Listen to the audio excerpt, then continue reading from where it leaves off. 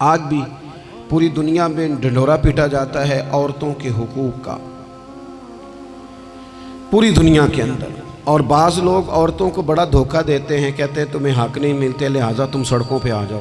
معاذ اللہ، تمہیں حق نہیں ملتے لہٰذا تم معاذ اللہ بازاروں کی رونق بن جاؤ۔ عورتوں کو بڑا پریشان کیا جاتا ہے حقوق کے تعلق سے۔ نبی پاک علیہ السلام کی آمد سے پہلے کوئی خاتون کے ساتھ سلوک اچھا نہیں کیا جاتا تھا، اس کا کوئی جائیداد میں حصہ نہیں تھا۔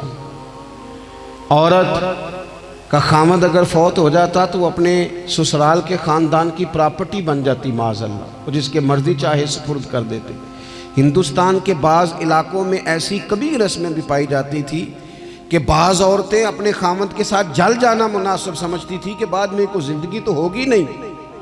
اور بیوہ خاتون اور طلاق یافتہ خاتون، اس کے بارے میں تو لوگوں کا خیال تھا کہ شاید یہ خاتون بالکل سوسائٹی اور سماج کا حصہ ہی نہیں ہونی چاہیے۔ قربان جائیں، یہ اعزاز میرے نبی پاک نے دیا ہے۔ حضور نے پہلی شادی ہی اس خاتون سے کی ہے جن کا پہلے بھی نکاح ہو چکا تھا، اور خاتون کو حضور نے حقوق دیے، جائیداد میں حصہ دیا۔ کہا جو بیٹیوں کی بہنوں کی پرورش کر کے آئے گا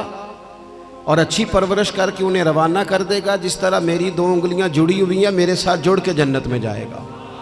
اور ایک روایت میں فرمایا کہ جب کسی کے ہاں بیٹی پیدا ہوتی ہے نا تو اللہ فرشتوں کو بھیجتا ہے،